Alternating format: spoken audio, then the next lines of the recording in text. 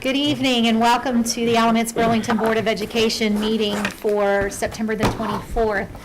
At this moment, I would like to take a moment to recognize Bob Bird, who is a county commissioner with us this evening, Stephanie Braxton, who is the Alamance Citizens for Education Executive Director, and I also understand that we have in the house the Elon teaching education majors from the University of Jeff Carpenter's class. So would y'all just, is that right? Am I close? Would y'all just stand up and be recognized? Because I think there's a whole slew of you, so stand up. Okay. Yay,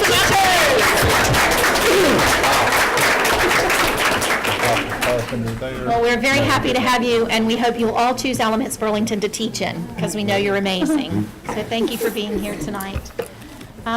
Are there any other elected officials that I have not laid eyes on anywhere? Okay, great.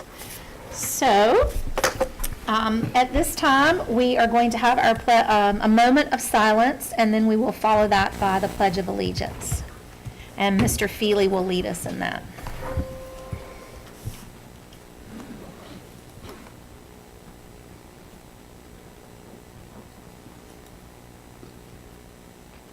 Please stand if you're able.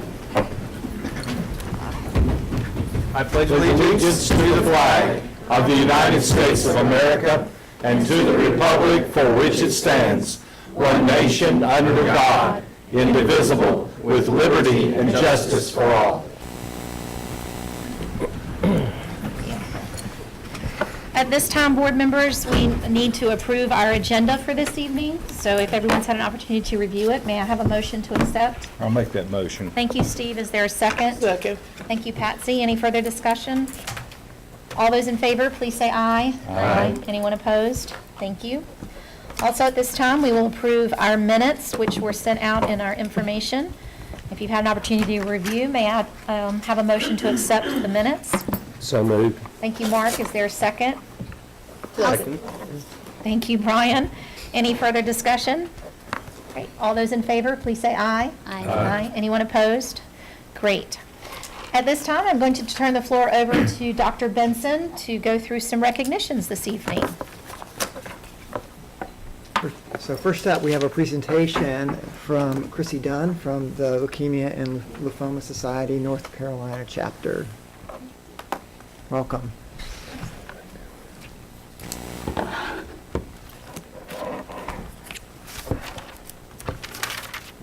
Thank you for letting me be here tonight. My name is Chrissy Dunn, and as he said, I'm from the North Carolina chapter of the Leukemia and Lymphoma Society, and we are the world's largest health organization dedicated to finding cures, funding research, and also ensuring the access of treatments for patients. So I'm here to talk to you today about the incredible involvement of Alamance Burlington Schools in our Pennies for Patients project, which is a science-based philanthropy program for schools. So through the program, we connect participating schools with blood cancer patients. We provide tangible life skills to participants, and we allow students to see the impact that they're making on the lives of others. And we are so grateful for the support of schools right here in this district who have been really generous participants of our program for the last 15 years. This past school year alone, we had 5 schools in this district that raised nearly $11,000. And since 2004, Alamance Burlington Schools have raised more than $136,000 towards our mission. In particular, we want to give a special thanks to our school partners from the 2017-2018 school year, which are Hugh M. Cummings High School, Marvin B. Smith Elementary, Pleasant Grove Elementary, South Graham Elementary, and Sylvan Elementary. And because of these schools and these families right here in Alamance County, there are more cancer patients that are surviving every day. So our partnerships with schools have given LLS the opportunity to invest back into the school community by providing Amazon and Target gift cards so they can purchase school supplies. Participating schools also receive a comprehensive Common Core aligned K-8 STEM curriculum that they can incorporate into their fundraising and beyond. And we provide 132 materials that teachers are able to use in their classrooms So along with the district educators, we really just want to be effective partners as your students experience the commitment, the creativity, and the curiosity that's at the heart of science. So you are helping us create the scientists of tomorrow, and together we can outsmart cancer. So thanks so much for allowing us to work with your schools to ensure that we serve more patients and are able to save more lives. There are currently 5 schools that are signed up to participate this school year, and we hope you'll support even more schools joining us in this great partnership. On behalf of the Leukemia and Lymphoma Society, I just wanted to present this Community Partnership Award to the Alamance Burlington School Board. Your community of students, staff, and admin teams has joined our community to find a cure for blood cancers and to encourage and empower your students to be strong students and citizens. So thank you.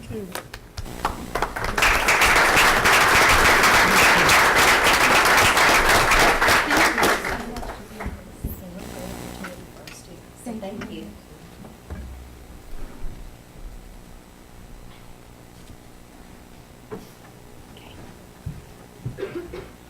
Next up, we have an update on the Alamance Career Accelerator Program, the Career Accelerator Program Business Partners, and we have Barbara Gorman with us from Learning, and she's the Learning Development Manager from US, GK, and Liveline, and Tab Joyce, Business Controller and Purchasing Manager from Sandvik Cormant US. We brought a crew with us tonight. So I'm Barb Gorman. I work for GKN, and Tab Joyce is from Sandvik. And we are part of the core companies that joined the Career Accelerator Program a few years ago. So we come every year to kind of give an update.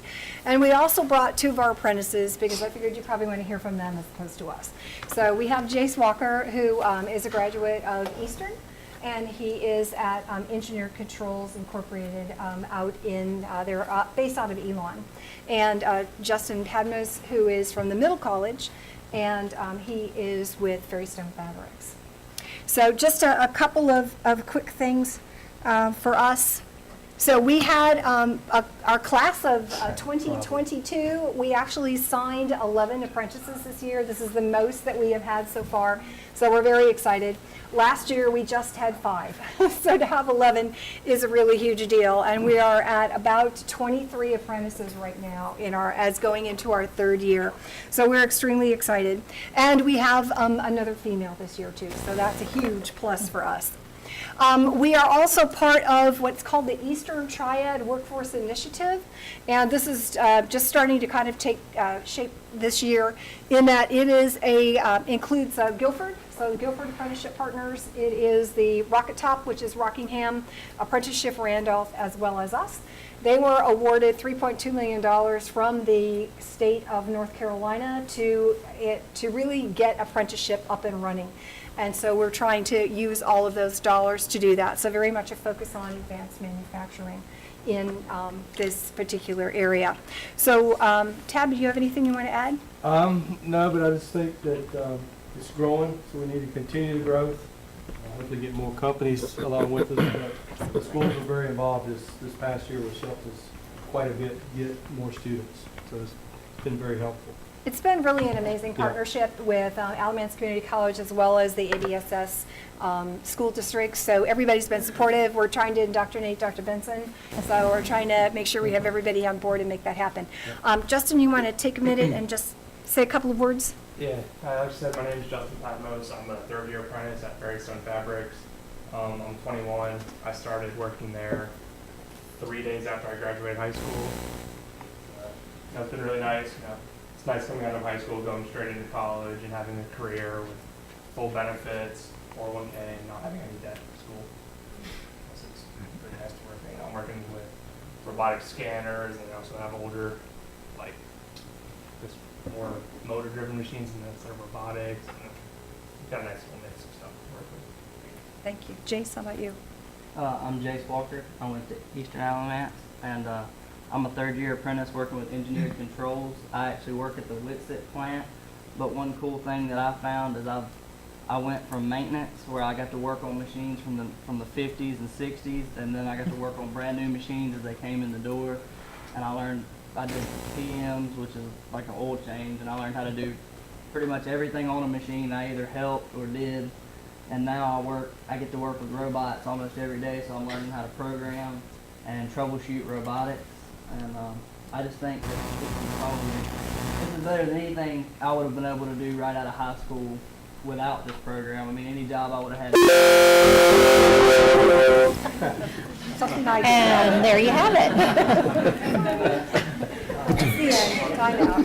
Go ahead, you're good. Any job I would have got into out of high school, I definitely don't think would have been this fun with this many benefits. And like you said, 401k, full benefits. That's really cool to have at 19 years old, and I've already been there coming up on 3 years. So thank you very much. We appreciate the time. Thank you. Well, thank you. We appreciate it.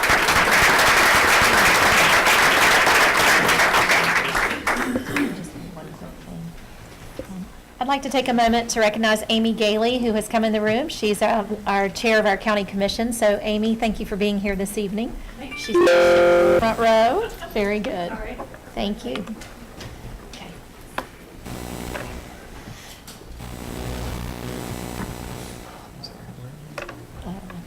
Barbara Gorman. She came in. Oh, that was her. Oh, we did all that. Okay. Sorry. All right, at this time, we are going to move to public comment. I would just like to remind, I have one request for speaking, but I just would like to remind our speakers that we have a 3-minute time limit and that anything that involves personnel should not be spoken of. It should be taken up directly with our superintendent. So at this time, I'd like to call Mr. Robert Alvis to the podium, who is also a member of ABAE. So we're glad you're here. Thank you. Good evening, Board. I'm Robert Alvis. I'm a third-year teacher at Williams High School. I'm also the treasurer for the Alamance-Burlington Association of Educators. I'm addressing you tonight in lieu of Erica Johnson, our president, who unfortunately could not be here. First and foremost, I wanted to applaud the board and commend you for your resistance in the transition of Hillcrest Elementary to an ISD. And so from what we understand, Hillcrest is recently put on the short list for transitioning to an ISD. And the school board in their meetings with the State Board of Education have resisted this process. And just know that we stand with you and behind you in that. And Mr. Rose, we think that you put it well last week when you said that the State Board of Education couldn't do any better than you all are doing and the wonderful things that you do. So we believe that we do great things in our school system, and we do them great because we do it locally. And so please know that we stand with you, and that if there's any way that our organization can help you in that resistance, please let us know. And that we have also drafted a resolution, if you're willing to consider it, that would be a resolution stating your resolve to oppose the transition to an ISD. So if you are interested in discussing or passing that resolution, you can contact us, and we will provide that with you. The second thing that I was asked to bring to the board today comes from our members who are ESPs, or education support personnel. From what we understand and what was communicated to us, last Wednesday they were given a decision that they would have to make up hours from the 2 hours delay. And in some sites they were asked to make up these hours by Friday. Some of our members who are ESPs work second jobs, and they found this particularly difficult to do. And considering that the state of North Carolina was in a state of emergency at the time, we asked for some leniency from the Board of Education in this. In particular, making up this time, perhaps making it not mandatory or allowing more flexibility, such as a longer deadline for making up this time. But it was particularly difficult for some of our ESPs who had concerns about their ability to make up this time, considering some of them working second jobs or having to provide for their families out of school. Their hours may not be as flexible. So that was the second concern that I was asked to bring to the board, and we hope that you'll take it up for consideration. Thank you. Thank you.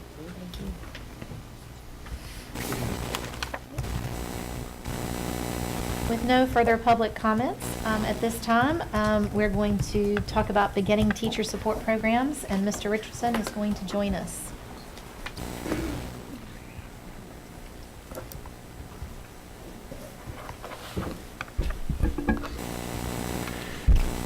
Chair Gant, members of the board, Dr. Benson, I'm before you this evening asking for approval of our district's beginning teacher support program plan.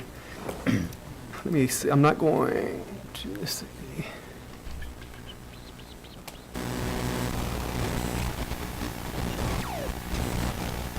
Anytime policy changes at the state level with the State Board of Education, we're required to get local approval at the local level. State policy changed in May of 2018, so we made revisions over the summer Fortunately for us, a lot of our procedures that were in place already surpassed what was approved in May. So we were in good shape moving into that. The deadline for submission to DPI is October 31st, so the end of next month. Just to highlight some of the components of the plan to let you know where we stand in relation to the requirements by the state. All mentors, all beginning teachers in their first 3 years are assigned a mentor to work with them, preferably somebody in their grade level or at least in their content area if they're at the secondary level.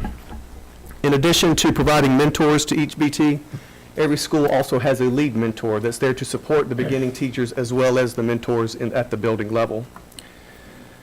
All beginning teachers are observed a minimum of 4 times a year. 3 of those are by administration in the building. 1 of those is by a peer, so another teacher who does what they do every day as part of the formal observation process. Additionally, their assigned mentor observes them to give them informal feedback throughout the year as well. In regards to professional development, State Board of Education policy requires us to have professional development prior to the school year starting. What we do is we offer a 3-day induction for beginning teachers. 2 of those days are face-to-face with all beginning teachers who are new to the district in their first year, and then they have a third day that they work in their school. Those 2 face-to-face days include topics such as curriculum resources, the teacher standards. We also include members of the EC department. They provided some professional development for us this year. ESL, outside groups such as ACE came in and spoke to BTs as well. And we also include other organizations such as ABAE to participate in that.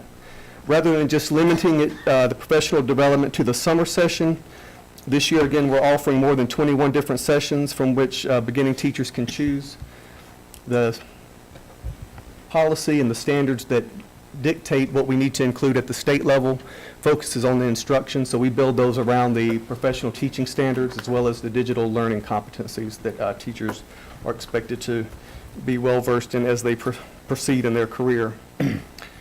As you are aware, there are 6 schools that receive additional support from the new teacher support program. The group that we work with is based out of UNCG, and those are the beginning teachers at Broadview Middle, Cummings High, Graham Middle, Graham High, Turrentine Middle, and Williams High School. So they are afforded an additional layer of support as well. In addition to the plan itself, we are required to participate in regular plan monitoring meetings with other districts in our region, Region 5. Our next meeting for that happens to be next week, I believe, on Wednesday. So we will meet at UNCG where we share our plans with one another to continue to get feedback from that. Also, every district in North Carolina participates in a review at the state level every 5 years. Alamance Burlington Schools review visit was year before last, so our next visit will be in 2022. And as more information comes for that, we'll share that with you. But at that point, they review BT supports as well as documentation that we keep it in human resources to make sure that we're living up to the expectations of the policy. This time I will open it up for any questions that you might have. Just to confirm what I kind of beat you up about at the work session, the lateral entries, I want to make sure they're privy to the same. All the supports that are provided to lateral entry are on top of all of this. Okay, good. So all lateral entry emergency permit teachers receive these supports plus the other layer of support. Right. That's awesome. At the work session, I asked about the 21 extra sessions, Yes, ma'am. being that I think most of those are between the hours of 5 and 7, and whether there is compensation for those. Have we done anything to address that? At this time, we have not, since they occur on days that they're contracted to work. Right now, we don't offer compensation. Right, but I thought according to our attorneys that was illegal, that we could not require that they participate, and that was my point. If we are, if we are really showing them that we really pride them, love them, want to support them, then we need to pay them. Right. And if it's after hours and that has not been done, I think we need to look at how we can do that. So, I mean, I guess I don't think we have a choice, in other words. We just need to find the funds for it. it's my understanding, if it's I totally agree with you in supporting the beginning teachers, Ms. Simpson. I'm with you right there.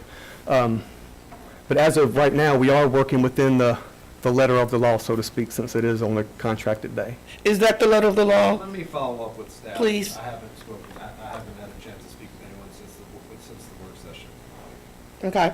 I mean, I just think it would really prove to the teachers that we do value their work and appreciate, what they're doing, and that it's very important to have this training that we give them after hours, in order to let them know that they're valued.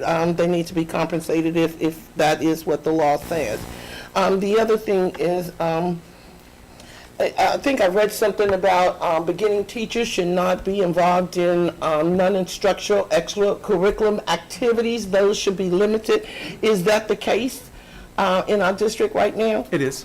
It is. For those beginning teachers who choose to, for example, coach a sport, that's the most common one we run into. They have to request in writing that they be allowed to coach. So if I'm working at Cummings High School, and let's just say Mr. Alexander is still the principal there, he can't come to me and say, okay, I need a soccer coach. You're going to do it. Like volunteering somebody. Yeah, we don't run into that. Yeah. We do have a few beginning teachers who do volunteer for things such as coaching. That does not apply to after-school clubs and that kind of thing. Some of our schools have, for example, Hall River has an extended school day, and there are activities that technically happen after the school day with clubs and that kind of thing. That kind of falls under their curricular responsibilities as a teacher, because all of the teachers are responsible for that. Does that answer your question? It does. Okay. I had one other question and it just lost. I'm really, really concerned about our emergency licensed teachers as well as the lateral entry teachers coming in. And I'm really pleased the fact that to hear, I know that the majority of those teachers are at Broadview and Cummins and Graham, because I do keep up with that on a regular basis. So I'm really glad that they have an additional layer of support to them. However, with the situation that we're currently in with Hillcrest Elementary, is it possible to increase those list of the schools to include that extra support for Hillcrest and maybe some of our other schools? How did we come up with these 5 or 6 schools, and is it possible to expand them, would be the question. If I'm not mistaken, this was in place before I transitioned into this role, but the high schools, they started at the high school level and looked at the Gear Up schools. So that's how those 3 high schools were selected. And then we looked at the middle schools, which feed into those 3. I know some schools are looking at potentially using maybe some Title I money possibly to contract some additional coaching hours through the new teacher support program. But that's in the very beginning stages at this point. Like you talk about professional development, I don't even know if this is under that column, so to speak, but like restraint training for a child that's been highly traumatized, something would trigger a certain type of behavior.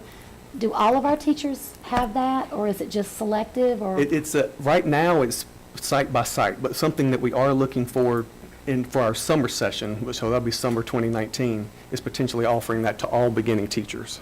And if a teacher gets a child that's a history, they're prepared for that, does a teacher that hasn't had that restraint training have a chance on getting a child like that, or are they always placed with a teacher that's got that kind of experience? Ideally, they're placed with a teacher that has that experience for the students that we're aware of. And that's written into the state board expectations as well. Other questions from the board? I think Mr. Payne. I have a question. Okay, we'll start with Mark and we'll move down the podium.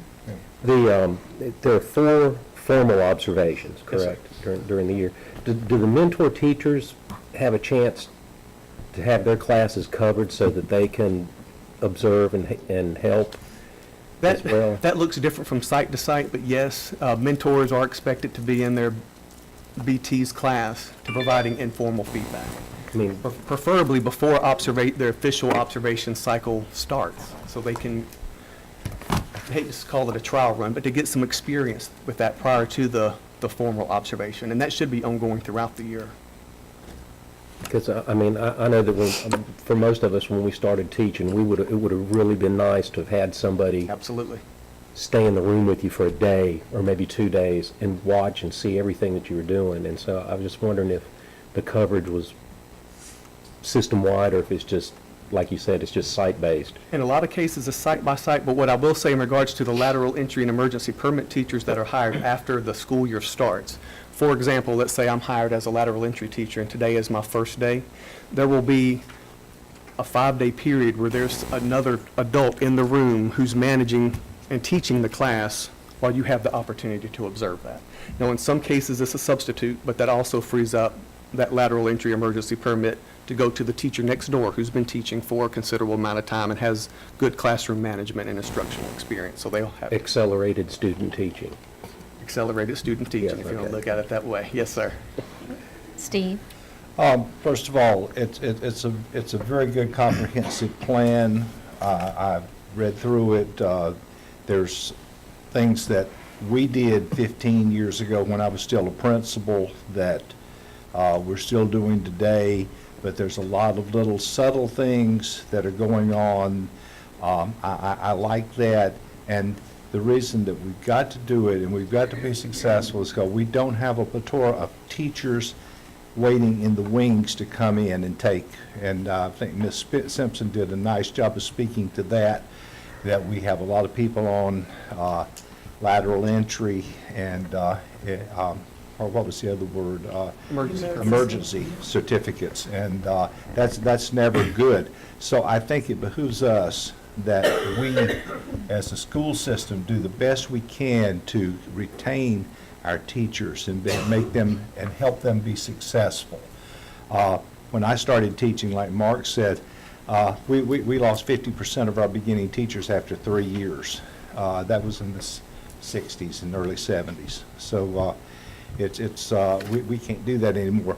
I was reading about particularly one school district in Texas that found funds somewhere to allow beginning teachers, first-year teachers, not to teach a full day, and they were able to help out maybe as teacher assistants or observe more, and that program has been successful. That maybe that's something that we can encourage our legislators to look at. Ready? Madam Chair, I notice this is on the agenda for a vote. Correct. So I would like to make that motion, but I'd like to do so with the caveat that the situation with the teacher pay that Ms. Simpson mentioned be resolved to the satisfaction of our attorney, because we were very clear at the work session. Ms. Simpson used the word illegal. I think I asked Adam if it was legal to require teachers to teach after hours without compensation, and he said no. So I'm not sure, and we don't need to get into the details of it now, but I'm not sure passing this tonight without stressing that caveat is appropriate, because I've agreed with the reasons Ms. Simpson said. Teachers working extra hours deserve the pay, and I think it helps to underscore the importance of this. But from a matter of oversight, we need to make sure that we're in the column of legality. And so I'll make that motion with the caveat that our attorneys are satisfied that we are handling the teacher pay portion of this appropriately. There's a second. I'll second. Thank you, Steve. Any further discussion? Excuse me a minute. I'm sorry, we don't take... Who is talking? I got in here late. I couldn't get in the building. I used to teach here. Okay, Love this school. okay. I want to ask the superintendent, why can't I go over and talk to a little black girl in the 5th grade class about the city of Burlington, the history of this school? Mr. Baker, Wait a minute. we don't I take... promised my granddaughter I wouldn't do it the last. I'm going to be the last speaker. But I don't know who he is. He looks familiar. Who are you? Well, we've already had our public comment I section. know you did. Now, I got here late. Couldn't find the keys to my car. Ain't got no socks on. Well, I know your whole family. I know, Cats sir. are a great family. You my neighbor right behind me. I know you Got a and I've picture had... of the train. I know Pam. You're the prettiest contestant I've seen in my life. I know you, Mr. Rhodes. You just sound like Tom Manning. Let him say anything he wants. At this time, yeah, we would like to continue through... I promised my granddaughter. Okay. I'm gonna shut up. Y'all Okay. wanna get up and leave? I don't know who you are. Okay, this is... I know who you are, sir. You're a teacher. I Okay. don't know what school, you're a good teacher. Mr. Baker, this is an employee of the district. He I ain't gonna he, get up and leave. No, I'm gonna- sir, I I'm don't gonna be need here you to at the very end. If y'all Okay. don't wanna hear me get up and leave, but I told the mayor that. I'm gonna be the next mayor of Burlington. okay. I might be on the school board. Tom Okay. Boney said I'd make a good one. Don't you go nowhere, Miss Evans. Stay right here. You a bad woman. But you just keep on talking here. I don't hear about Freeburg. I don't hear about it, but I'm gonna make it nice. I hate Donald Trump. Can't stand it. Well, What, Bob Burke? we're going to work on our agenda, and we look forward to Go on with your agenda. Thank you, sir. I You had a appreciate period it. in the beginning, why don't you have one at the end? I couldn't make it here, ma'am. I know. Oh, My granddaughter picked me up and brought me here. That's a bad woman. You don't want her on the school board. sir. She wants the human relation. She knows all about that. Smartest girl I ever seen. Let me wait. I'm gonna do it at the end. If you don't like it, get up and leave. I about whooped that man. Okay. It wasn't ranting. Okay. Somebody here from the Times News, Alamance News. Okay. All right. You Well, maybe he afraid can, of people out there? maybe he Hey, can Tom, speak to an, Tom, you our represent time at the end. school board. Me and Joe Baldwin, you wanna know about that'll a calm him bad down. man? Okay. I'm going to move on with my agenda, and we're happy for you to stay with us. So- Comes out on Thursday. At this time, we have a motion on the floor, and do we have a second? I made the second. Who starts? Steve, thank you. Is there any further discussion from the board? Okay, at this time, all those in favor, please say aye. Aye. Anyone opposed? Thank you. Thank you, Mr. Richardson. Thank you. At this time, Mr. Fry is going to come forward and talk with us about our Cortec contract for, I'll be back again with me. Okay. I'm thirsty. You got water up there, why not? I couldn't find that out. Thank God for people like y'all. I hate them computers, I hate that. Okay. I'm gonna learn how to use it. Thank you, Mr. Fry. I promised my granddaughter I wouldn't do this. Don't mess with her, man, if you can. Did you say he was sitting down? He must have been sitting I think he was sitting He's down. come to my house unannounced 3 times. Okay, thank you, Mr. Fry. I'll be back.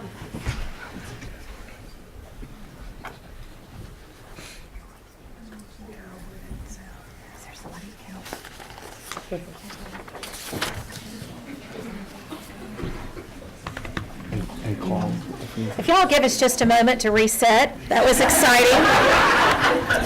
We hadn't planned that this evening, but if you'll give us just a moment to address some concerns and Make a motion to suspend the meeting. meeting back to order. Thank you for your patience. Mr. Fry, you have a report for us? Yes, Madam Chair, board members, and Dr. Benson when he returns. We are asking for board approval for a contract for disposal, sale of disposal of end-of-life computer technology. We have created a contract per board request that Adam Board Attorney has reviewed and approved of. And it is here for your consideration. We have done a few things as well to this. We've added the concerns about security and data confidentiality as a separate attachment. So that gives us some ability to reuse that type of language and bring it more easily to board attorney for any other use. And this is a one-year contract now, so we can go back with any other equipment that we would have between now and next year. And what we did is we took, and this was put out for quotes, and we have got these prices for these models. So in the future, if we have any of those additional models for this year, that would be the price currently. This is aging technology, so it would depreciate, so it wouldn't be any more than that. What this does is this replaces a strategy procedure in the past where we just simply e-cycled everything at no cost. So there's some residual value left in some of these older computers. As you can see, it's not much per device, but it does recoup some monies that can come back to the school district. Is this the 39,600? This right here, the amount that we originally sent to them was in excess of that, Right. but we have decided to keep some of these, and most notably, here's an example of a device that we are keeping. We are keeping a few of the models that can be reused in other capacities in the district. So the total amount here that they would purchase right now, given recouping some of that, is closer to around 37,000. Can I ask a question? I know you probably can't do it, but I'm just trying to find a way. This money that you get back, Mr. Fry, is that any way that can be donated to a school in need of getting the Chromebooks or whatever that you would see fit? Is that somehow, like we're recycling these, could we recycle that money to help us put in more one-to-one situations with technology? I know it's a little bitty amount of money compared to the budget, but every little bit helps. I'll put Mr. Teeter on the spot. I would Don't let him, break the law. I would let Let him him answer what we would do with those funds. Really? I'm good. Is this a local company? They are in, outside of Charlotte. Charlotte. And you were concerned about the security, right, Tony? Didn't you mention that? Yeah, I saw the addendum. I just wanted to make sure that if they're taking the laptops off campus, off-site, with our data still on the hard drives, that they acknowledge contractually that they're responsible for the security of that data until which time that they do the wipe of the hard drives. Do you feel comfortable that that particular issue has been settled by the addendum? I do. It's also addressed in the contract itself. Okay. And one of the things we did with that is, not only are we asking for the data to be destroyed, but to certify that it could not be recovered in whole or in part. So, Yeah, I understand the process, and I'm comfortable with that once they have it at their location. I'm concerned about if it leaves here in the car of an employee and is in the car overnight at their house before they take it to the office and all that. I'd like for those procedures to be well documented and tight so that it leaves here and goes to the place of destruction. So at this time, we need a motion on the floor to accept the Portec contract for equipment buyback. So moved. Thank you, Mark. Is there a second? Thank you, Steve. Any further discussion? Just one question. Can the hard drives not, on all of those pieces of equipment, be wiped before we sell them? Or is that not possible? they could, they would probably erase the value in that. We would just do it probably if we spent the time doing that.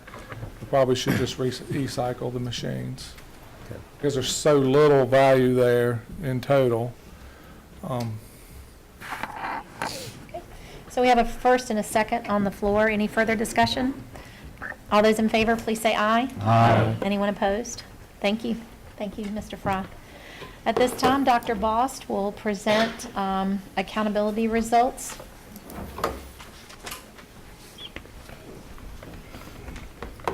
Good evening, Chair Gant, members of the board, Dr. Benson. This presentation does not differ from the one that we reviewed at the board work session, so I'll go through it briefly and respond to any questions that you might have that have emerged since the board work session.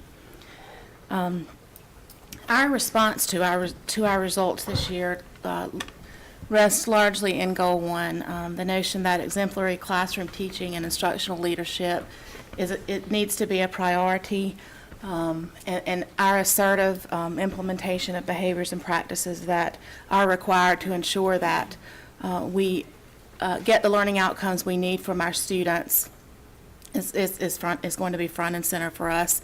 Not that it hasn't been before, but our focus on teaching and learning and everyone's role in that, the sense of urgency around that has certainly heightened.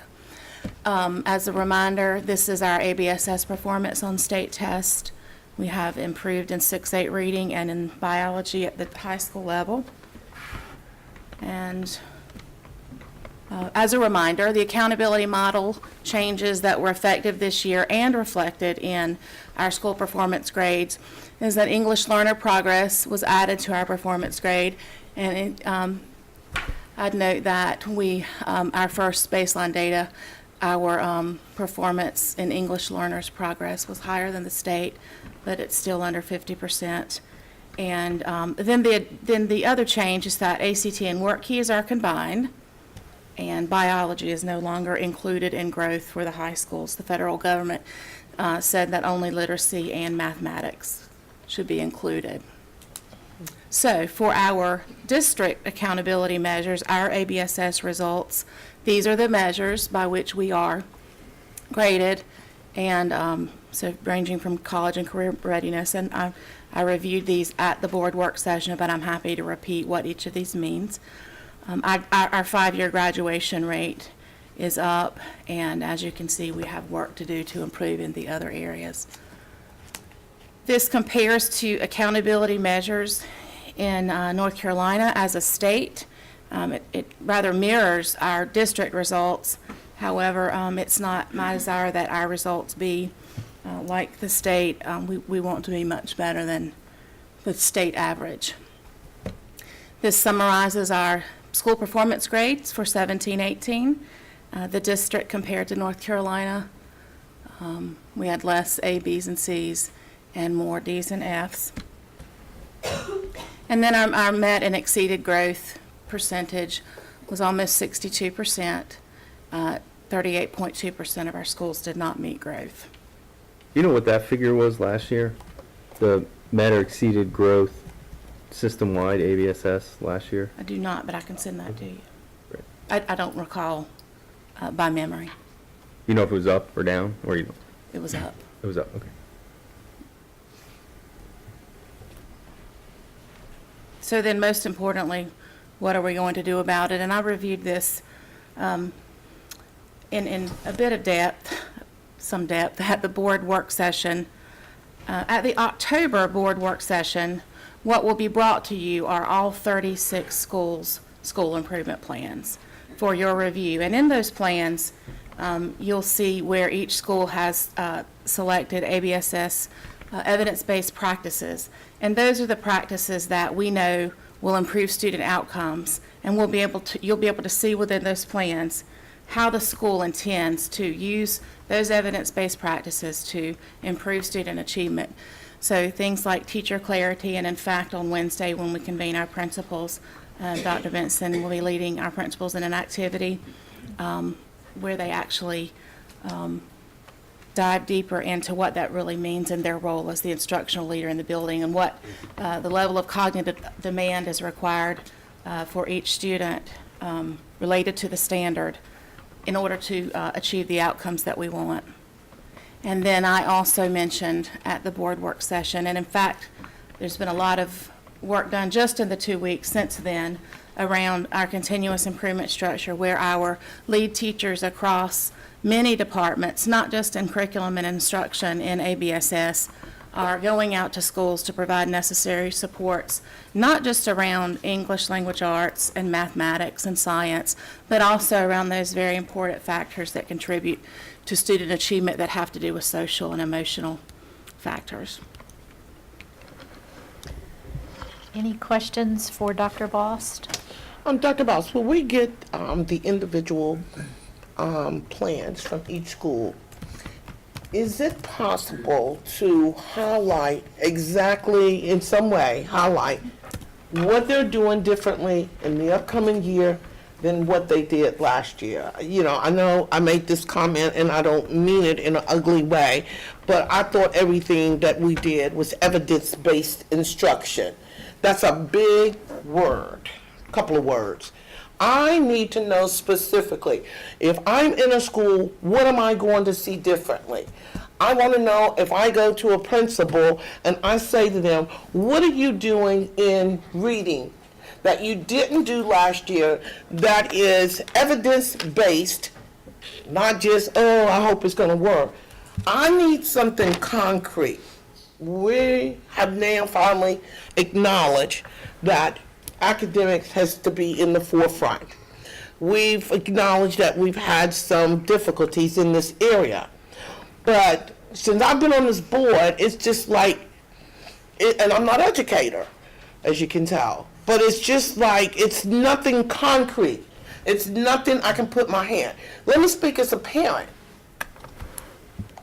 I need to know what I need to observe when I'm in the schools, as we were today, to know that that, in fact, is what needs to be done.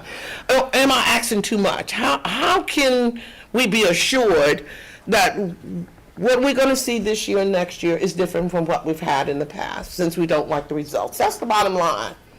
And I just don't want to see another 36 school improvement plans, and it's the same old, that's year after year after year to meet the state requirements to say we've got it done. I want really evidence-based, based on evidence and what I can see, if that's what that terminology means. What can I see differently? I mean, am I asking a question? Is that hypothetical? Is that pie in the sky? What is it? It's not. May I respond? Yes, Okay, please. great. So one of the things that we're really focusing on is connecting and making sure that teachers understand the depth of understanding that kids have to demonstrate with the standards, okay? And we have had a tendency to fall a little bit short of what the standards expecting our kids to do in the classroom. So we need to make sure that we're designing tasks and asking questions in class that get at a deeper level of understanding, that move beyond basic knowledge and comprehension to application analysis, synthesis, and evaluation.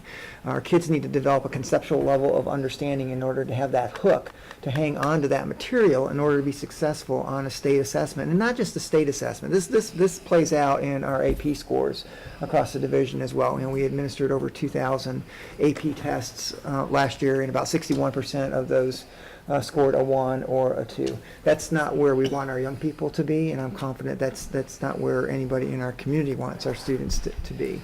So we're gonna zero in on that very specifically. There are high yield instructional strategies, and whether you're looking at Hattie's work or you're looking at Marzano's, there are things that if you know that if you were working with kids in this way, for example, asking them to do similarities and differences, compare and contrast in the classroom, their level of understanding will be much deeper than just basic recall. And then what's it mean for kids to be engaged? And students just having what looks to be a good time in the class might look on the surface level to be engagement, but it's not. Kids need to be cognitively engaged what's going on in the classroom. They need to be thinking deeply about what they're learning, and we have to have a way to uncover what that looks like for every kid in the classroom. So a model, for example, where you have a teacher working with the entire class, it's very difficult for that teacher to know exactly what each student in that class knows at any given time. So what strategies are we going to use to uncover individual learning? Other questions? I don't want to repeat everything that was said at the work session, because I think we went through it, but obviously most of the public is not at the work session. But I just wanted to say that I am hopeful that with Dr. Benson's leadership that we are making some strategic changes in how instruction is taking place in the classroom, and I think that it needs to be said that we as a board do not think that this is acceptable, and I think Dr.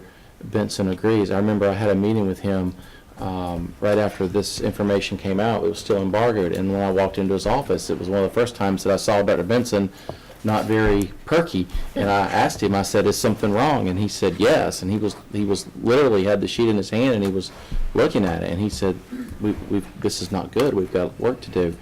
And I made the statement, well, if the superintendent's upset about something, that's what I'd like for him to be upset about. And so, I mean, I appreciate having a superintendent that is willing to accept what reality is and not celebrate mediocrity and say, we see what's wrong and we are addressing it and we're going to make it better. And so I appreciate that from Dr. Benson and his leadership and what's happening different now. And so we have a lot of hope that we're going to see significant improvement in this. And I appreciate the way that you've analyzed what's happening here in the short time you've been here, and we look forward to change.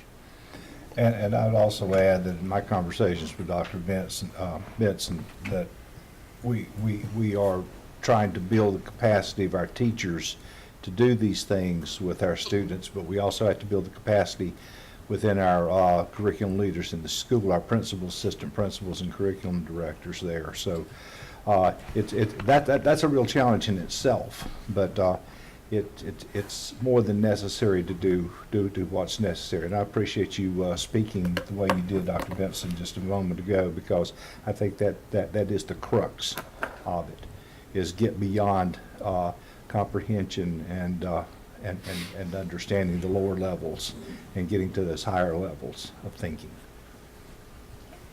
Other comments from the board? Hopefully we haven't scared away all these young teachers who are thinking about teaching, but Dr. Benson has a great handle on what we need to do, and I can assure you that he is working hard with his team to move our district forward. So thank you, everyone, for that work. Thank you, Dr. Voss. We appreciate it. Thank you. At this time, we'll move on to our budget resolution with Mr. Teeter.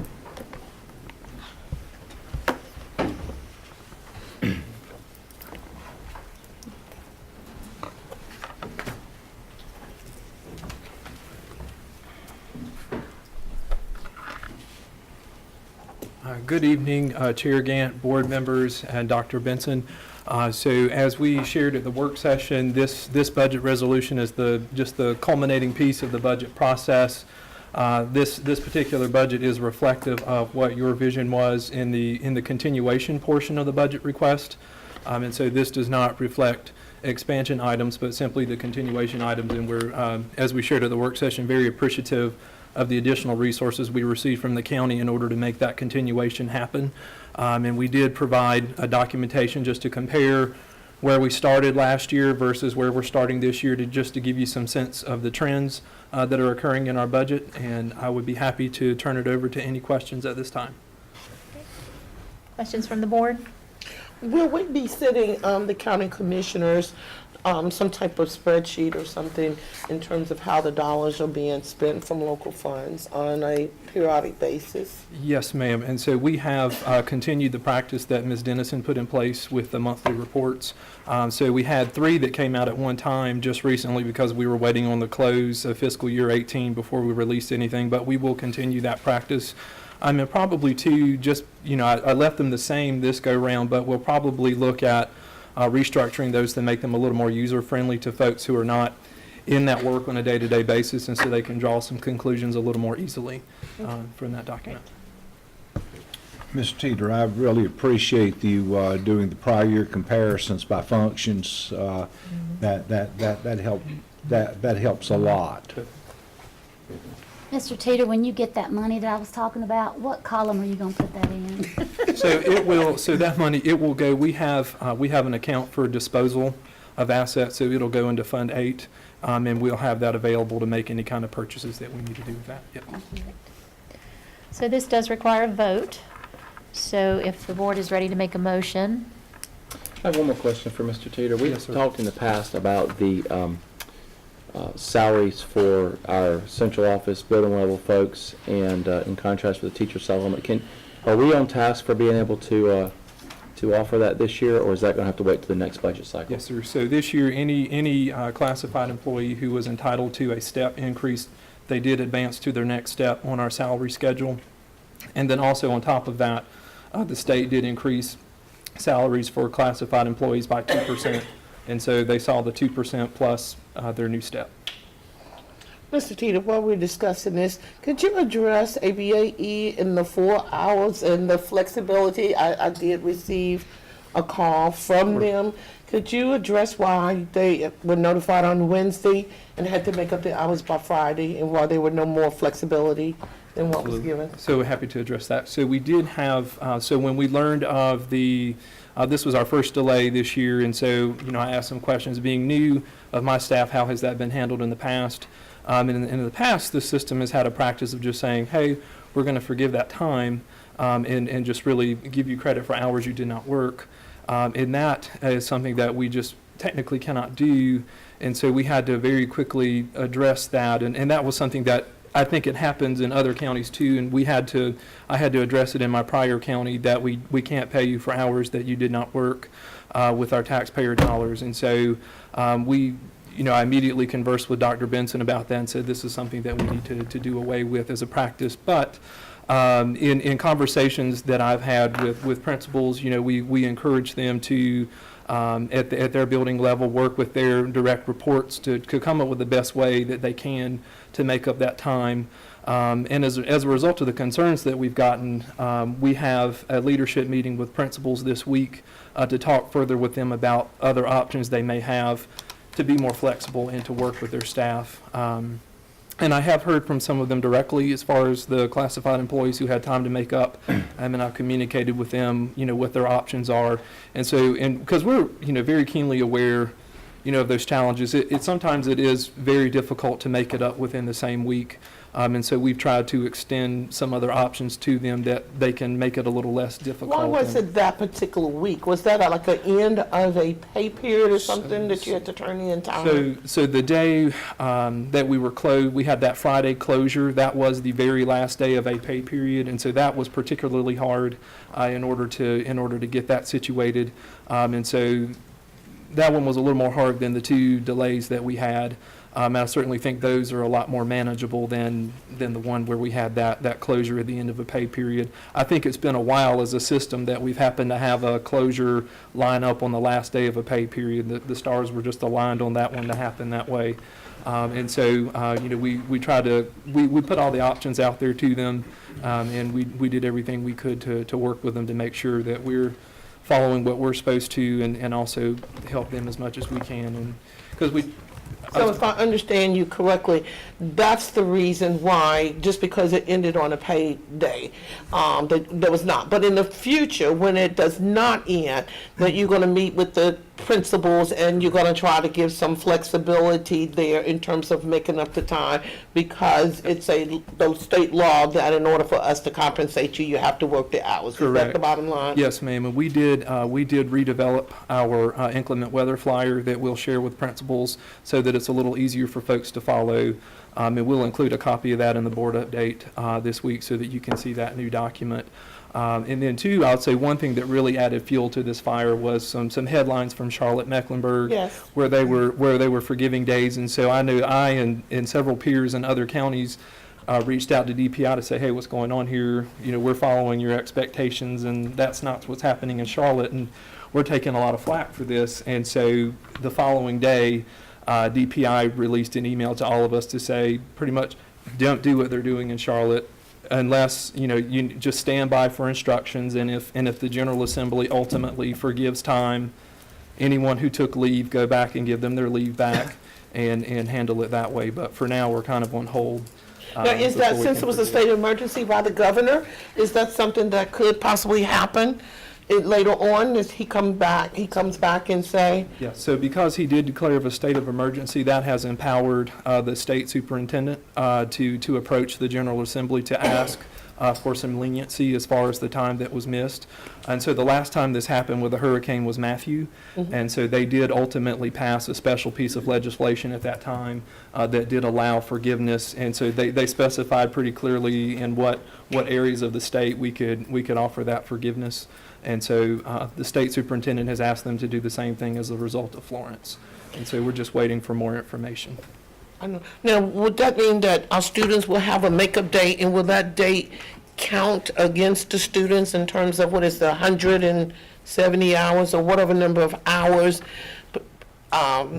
anticipating that there might be some bad weather days in the future? Will that date also be a... So we do want to take our direction from the state. We want to see where they end up heading. We have some bank time built into our current schedule in terms of hours, so we're going to meet the instructional hours. We wouldn't meet the number of days necessarily, but we're going to wait. It's early and see what other direction we get from the state, and then of course whatever happens else with our weather as we move into winter. Can I just ask a question? Go ahead, Tony, I'll wait on you. No, let's go ahead. It's quick. It's talking about professional development and paying these staff people extra to do that. When you have a ball game, basketball game, and it's always after school time and you see a lot of faculty people there, is that a goodness of their heart, Or are they voluntold? Or are they there just because it's expected? I think it depends on what site, to be honest. I think different Okay. principals manage that differently, but those are good, those are good examples of opportunities too that our teachers are using to make up time, and so, so when we talk about teachers making up time, a lot of the teachers we have, it's a real pip because they do have all these things they're already doing above and beyond, and so it's, a lot of them have, a lot of the principals have said, to them, hey, you've already done X, Y, and Z coming in this summer, doing the ball game stuff. So a lot of the teachers don't have anything extra to do because of this. And so, but I think in a lot of cases, it's maybe some voluntold going on. But you can't lose your job because you don't want to work a basketball game. I'm gonna look at HR on that one, but I don't think so. I don't think they want to answer that out Not make the loud. principal happy. Okay, Tony? Yes, back to the resolution that we're about to vote on. Yes, sir. You made the comment that this was primarily for continuation budget. That's correct. So is it fair to say that's all this is, or is there anything else in here the board should know about? So the only major addition that we saw in the budget was in capital outlay, and that was the result of the insurance proceeds connected to the roofing at Broadview and Cummings. And then everything else was just simply trying to continue business as normal. Can you speak to the $150,000 from the fund balance in that category? Sure. And so when we, so at the conclusion of fiscal year 18, there was some reserve in that account to the tune of about $150,000. And so then it's amazing it ended up, I was not here for the conclusion of the fiscal year, so I don't know a lot of the details on how we arrived at that point.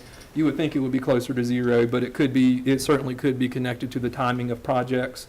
And so, but certainly that $150,000 has been pulled into this year, and I feel like given what our needs are, I think we'll be able to make easy use of that. Yeah. Okay. So is there a motion on the floor to accept the budget amendment resolution, or the budget resolution, excuse me? So moved. Thank you, Patsy. Is there a second? Second. Thank you, Steve. Any further discussion? All those in favor, please say aye. Aye. Anyone opposed? Thank you. Thank you, Mr. Teeter. How do you find money? At this time, we are going to go to board and superintendent comments. So we'll start all the way to my right. Well, we'll start with Patsy, move down to that end, and then come back around this way. So Patsy? I think I asked most of my questions while Mr. Teeter was there. Okay. I don't really need an answer to this tonight, and I don't think our EC director is here. But I've had a couple of phone calls, and I have a child. Lord knows I call him special. He's an EC student. I am quite disturbed with the lack of EC support in high school. And the only answers that I'm getting is that we don't provide EC teachers for Math 3. We don't provide EC teachers for this and for that. And I'm going, but we got an IEP. Why not? So I would like to have in middle school, I can speak as a parent, and most of you know I'm a foster parent. A lot of our children have special needs, and it just seems like it completely goes away and fade away after elementary school. And they go, well, we don't separate, and we have, they're in, inclusion classrooms or whatever. But I really think a lot of this has to do with some of the accountability scores that we have. Because I'm just speaking as a parent now, the issues that my son has, it goes right into even testing in his other classes. And I'm just basically tired of signing a document with extended time and read aloud. And I just think that we need to do a better job at looking at our EC program and really trying to address the individual students' needs and to do something different than what we're doing. That's just a statement. Because I know I even got a call. I'm glad I thought about that. I got a call from a parent whose son is an EC student, and he was deemed to be ineligible for athletics this past week, which surprised me because it's in the middle of a semester. And I'm like, I'm pretty sure that when we came up with some of y'all helped me, when we came up with the 2.0 GPA requirement, and then of course you have to meet the North Carolina High School Athletic Association requirement, which I think is to pass 2 classes and one being English. I'm not really sure. You can address it when I'm finished. But there was an exception to our 2.0 for any student who's an EC student. And we didn't go into details because that's just too broad of a subject. If the student is EC, they get a waiver, period. And that's not happening in our school system. And they're challenging some parents as to what the EC is, and that's confidential. I don't think they need to be sharing that with the coaches or the ADs or anybody else. My child's EC, that's my business. Am I correct, board? Was that not our discussion when we passed the 2.0, that there was a waiver? There was process. For ECs, correct. And so I would appreciate if you would look into that, or Mr. Alexander, and ensure that that's not happening. And to also the performance, they were to be on a performance contract. And I just happened to read one. And that all it says is you're going to bring up your grades by the next semester. Well, I thought this board envisioned outlining specifically what additional help that the teacher and the parent and the student can put their hand on that this child is going to do. Just telling a kid to sign this is a contract, and all it says is you will get your grades up. No, it means nothing. That was not the intention of this board. And I was on the board when we had these long discussions week after week after week. And that's not happening. I just think, and then the other thing is when we allow transfers, the students was to sit out for 365. And this board has only received one request to waive that. And there are those who are playing, particularly if it's a staff member's child, and that is against our rules. So I think we need to sit down with our athletic directors, our coaches, and our ADs, and clearly, if it takes somebody from this board who was there at the time, explain this situation. I mean, to pull a kid off of a football team last week when they had a game, that's not right. So. Well, I know we were supposed to almost implement like a safety plan in my idea, but it was you bring a team in to see the weaknesses, where they're going, and tutors or whatever. Right. I'm just curious, Mr. Alexander, has that been a burden for the coaches? I mean, anything we do is like one more thing for anybody in the school system. Have you heard any kind of feedback, or just got time for this? It's just too much. I mean, it doesn't really matter because that's what we asked, to really step in before a kid gets on a downward spiral. And so are you getting good positive feedback? I mean, it's just brand new as far as that, but I mean, it's a big responsibility, but at the same time, every child is a big responsibility. So do you meet with them to kind of talk about just those situations? Like, how's your kids doing? What's their academics doing? What you putting in place for them? That kind of thing, other than Friday night. Look at some of the waivers. I mean, look at the contracts that we said they would be on for a semester. What specific is in those contracts? We've asked him 82 questions. Go. So I think they have the message, and we're going to pass that over to Dr. Benson to follow up with our team. Okay, and one more. And the last thing is I asked for those other 10, I don't like to use the word low performance schools. When can we expect that plan as to what those schools are going to specifically be doing, so that if this board needs to look at the other, what do they call, Dr. Boss, the other, to put them on different turnaround models, that we have an opportunity to discuss that. When can we expect that? That'll be part of the school improvement plans that will be coming to the board. So you'll see we have 9 elementary schools and 2 middle schools that are on the state's list of low-performing schools. So they'll be included in the 36 plans that the board will see. And will there be a recommendation from staff at that point whether we will utilize the turnaround models, or will we just use the data that's in the actual school improvement plan?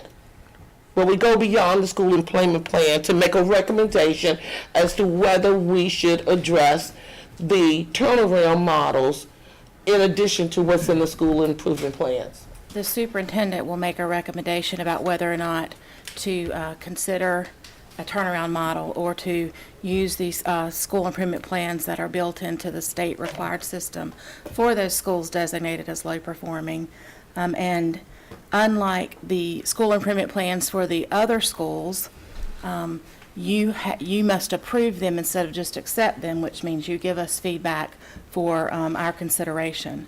There's also a piece that addresses whether or not the superintendent recommends that the principal be put on a plan.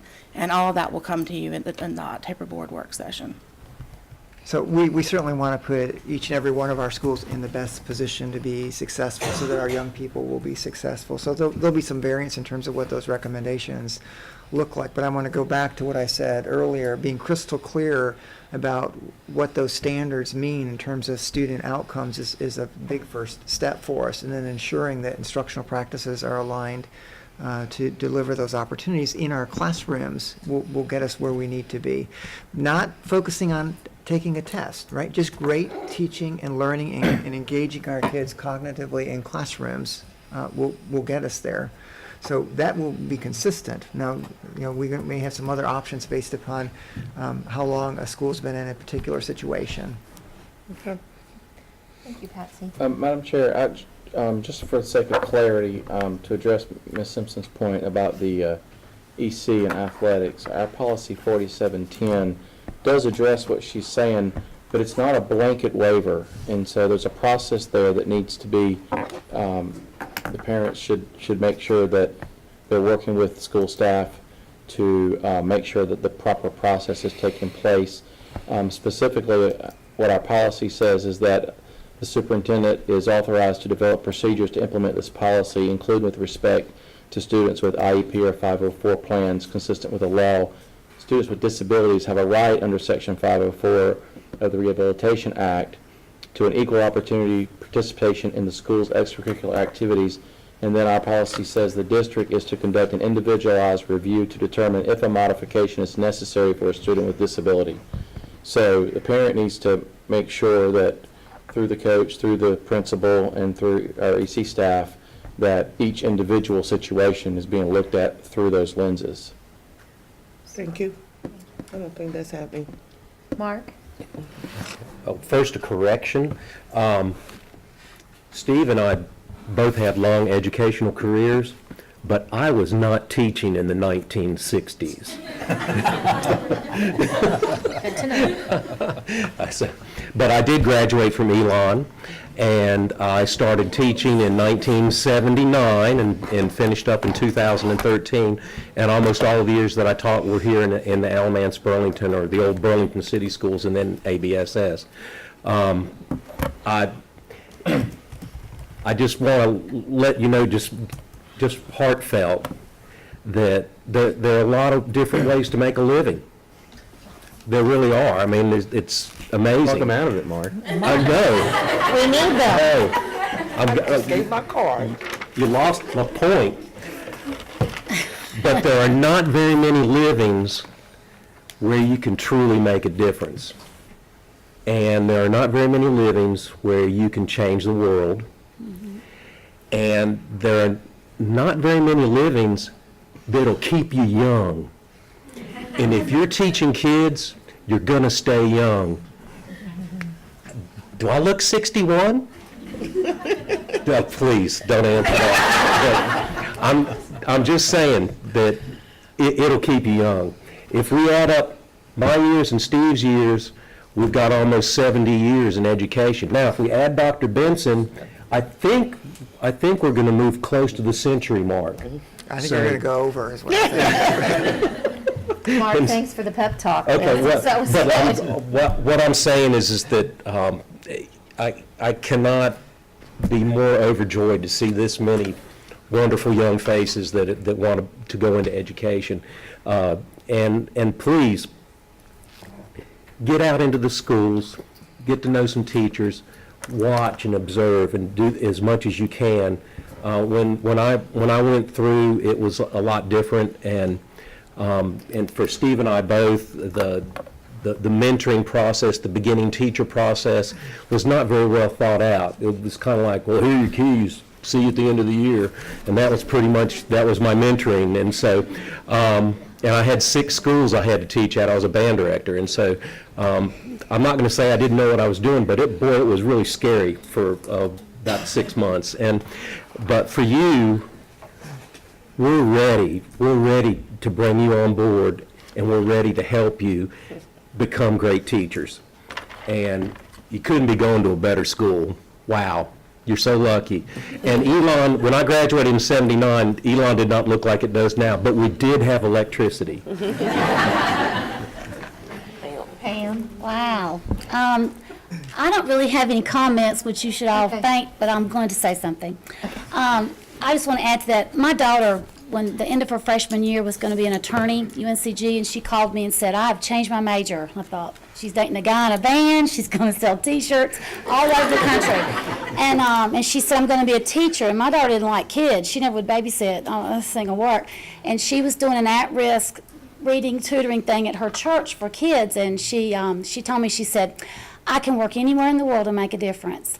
And I told her, I said, don't you ever let anybody come between you and that, because that will keep you there. And every year she has one child that's put in her life to grow her. And I always say, you're meant to grow her and she's meant to grow you or he. So you're doing the work of warriors and everything else. So just be really proud of yourself for taking this step. I know your parents are. And you really do make the difference, because you're the best 8 hours a lot of children have. And they look at you with every kind of eye like I want to be you when I grow up. So don't let anybody get in your way. You know, every profession's got some people that might not need to be that profession. And so I just encourage you to always be that light in the room full of darkness to change the life for a kid. Yay, teachers. My daughter's a teacher. Tony? I just wanted to say that today the Alamance District Executive with Scouts contacted me and said that they've got approval to have a new career exploring post at the Alamance Battleground. And it seems like a pretty neat opportunity because it's for our high school youth. And so I just wanted to say the program's for boys and girls to receive hands-on learning in the tourism industry, and they will learn about customer service, living history, event planning, the business end of museum management, and the general management of the day-to-day operations of a real working state park.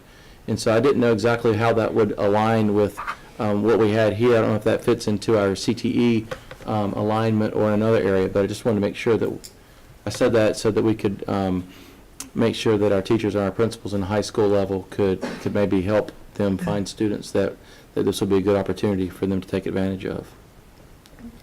Steve? Just a couple things, and for the record, this is my 50th year serving in public education as a teacher, administrator, school board member, and if I make it, I guess, to June, it'll be 50 years. We've got a North Carolina School Board Association yearly annual conference in Greensboro, November 12th through 14th. I know some of you signed up to go. I hope we can see as many of our board members there as possible. Last Wednesday, Pam and I, Dr. Benson and Ms. Chandler, went to Davie County to the District 5 Regional School Board meeting, and we got to tour the new Davie County High School. It's got a 2,000 student capacity. It is magnificent, and they got a contract on it at $185 per square foot, and I don't think we'll be able to do something like that, but it is a very magnificent building, and it's near the interstate, and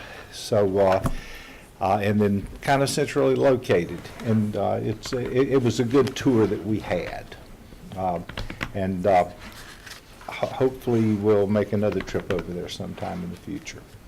Thank you, Steve. Brian? Also, as a Elon graduate and employee, it's great to see so many of you. And Allison and I had the chance to speak to some of you in Freebird McKinney, who's the North Carolina Teacher of the Year, proud teacher in ABSS, who is also an instructor in the School of Education at Elon. We got to speak to some of you about what education will look like later in this century, in the 21st century. So great to see some of you again, and many of you in the room. I also wanted just a shout out that this is Hispanic Heritage Month, and I hope that we might all do our part to learn about the Hispanic community here in Alamance County, their culture, and the many contributions that they make. About a quarter of our students in ABSS are Latino and Hispanic, and I hope that we might find ways to connect to Hispanic Heritage Month this during the course of September into October. I did want to also put a note that as we look at school improvement plans on the academic side, earlier this past year we talked about the 2-year cycle for the board to approve school safety plans, each one of our schools doing an audit and a plan for their own school safety. That came up in a lot of our conversations this spring and summer, and very much looking forward to seeing that as part of the cycle later on this fall, hopefully. I do miss having our student representative, so hopefully in our next board meeting or two, we will see a student representative here. Adam looks lonely over there at the table. But they add a great voice to our meetings and have a real pulse on what's happening inside the school. So hopefully we will see that soon enough. Also want to just acknowledge that I think we did an extraordinarily good job. I have a lot of room to improve in the handling of the storm. I think whenever you close schools, Dr. Benson, I don't envy that decision ever for any superintendent. I think it immediately sets up a dichotomy of those that say it was a bad decision and a good decision for the moment they hear it, regardless of all of the factors in their own perspective. And I think we did a great job deciding when you put all the factors into play when we closed schools. We were a hero on Thursday, and we got lots of feedback from the community on our delay on Monday. It's a no-win situation. There's always going to be some that agree and disagree, but I think, Dr. Benson, I applaud you and the rest of the team who are out there monitoring the weather, the road conditions at all hours of the day, making an extraordinarily tough decision as we do each and every time we close schools. Where we could do better, I think, is communicating with the public effectively, efficiently, and throughout the ongoing situation. So just applaud everything that we did correct, and know that that's one area where I hope we can do better is to find a way to communicate in a way that brings our community together in an active situation. And certainly, I know that I am not alone in saying that we're all thinking about the many school districts across our state that are impacted by Hurricane Florence, that are still not operating, and that are going to go through at least an academic year of recovery. So certainly our thoughts are with those school districts all around North Carolina. I want to add something to you. I was at the North Carolina Child Fatality Task Force meeting, and Dr. Ben Matthews was sitting beside me. He's DPI and all this stuff, and he said that just the reports they've gotten have already went over 14 million, and that doesn't even include all the ones that are underwater. He said this is going to be the biggest damage, so to speak, financial thing in North Carolina history. And also, they were getting some things from some schools. We hoping to open Wednesday. Then they got another one said, we don't know when we're going to open. So as bad as we thought we had it, we are so blessed, and we need to be thankful, because I just, when you, and we don't even know what it really is. We just see it on television. So we have been really fortunate, and we need to reach out to those who haven't. Well, I'll be brief in saying that Tony and I went to the Eastern Alamance High School dedication for their field house. It's a beautiful facility that community came together and built. So if you get an opportunity to ride out and see it, they're very proud of it, and so they should be. We appreciate them hosting us out there. And also today we had lunch at Elon Elementary, so we want to thank Elon for their hospitality today. It was fun to walk around and see the young people, and Ryan and I sat at a table and had a great conversation with some very excited second graders. I know, they're so sweet. And two of them can fit a half an Orange in their mouth. I mean, Oh, and I learned what that is. and Miss Patsy learned that this means money, so I don't know. I just want to say thank you to the Elon education individuals. You guys are making a choice that is truly going to make a difference in the lives of our children and for the future of our country. So thank you. You are heroes. You are the best heroes. And we want to thank you for taking your time this evening to come and visiting with us. At this time, I'm going to turn the floor over to Dr. Benson for any comments he may have. Thank you, Madam Chair. I do want to reiterate our concern and that letting our colleagues across the state know that we're thinking about them and the challenges that they have as a result of Hurricane Florence. We certainly were spared the worst part of the storm, not that there weren't challenges for us. The storm was of historic proportions as it impacted North Carolina.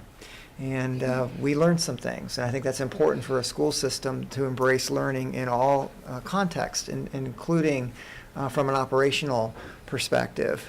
We very much appreciate all of the input that we had in determining whether we could make it through the end of the day on Thursday and what it might look like on Monday and Tuesday morning of the following week. Both local folks here as well as National Weather Service in Raleigh.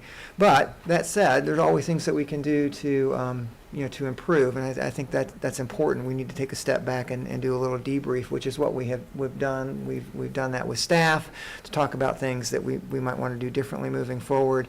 I also had an opportunity to meet with Brian Haygood to talk about how we can more closely have work with the county in getting additional information. Not that there hasn't been that opportunity, because there has, but we feel like there's opportunity for us to grow that at an even deeper level. And then there's the communication side of it, right?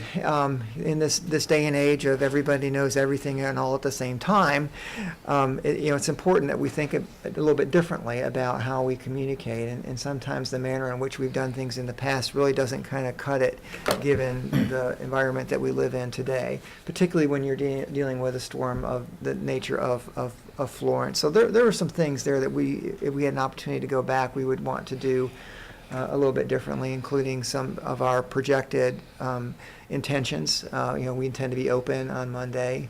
I think that we would have benefited by letting folks know that everybody got to school safely, because the sky kind of opened up mid-morning with our 2-hour delay on Monday, and we were very fortunate. Everyone got to school safely at both buses, and we had no reports of any issues with car riders or with any of our student drivers, which is always a concern for us. So that notion that we can communicate at any time is important for us to keep in mind, and that when we're dealing with something of this magnitude, we need to take those additional opportunities. So that's part of the conversation that we had with staff. It's part of the conversation that we had with local government. So I think we're going to see some things that are going to be concrete in nature moving forward, a formal plan of how we're going to work even more closely than we have been working, and that will be forthcoming for the board's review.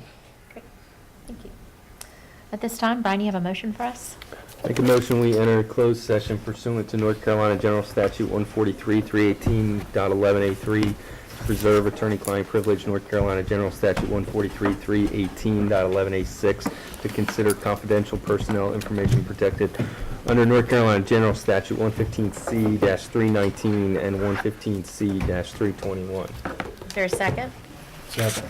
Thank you, Steve. All those, any discussion? All those in favor, please say aye. Aye. Anyone opposed? Great. Is it okay to, I guess we can go without Dr. Benson. So, Ms. Madron, you have a report for us? Yes. First, Madam Chair, members of the board, Dr. Benson, I'd like to present to you the September 24th personnel report, and staff requests your approval at this time.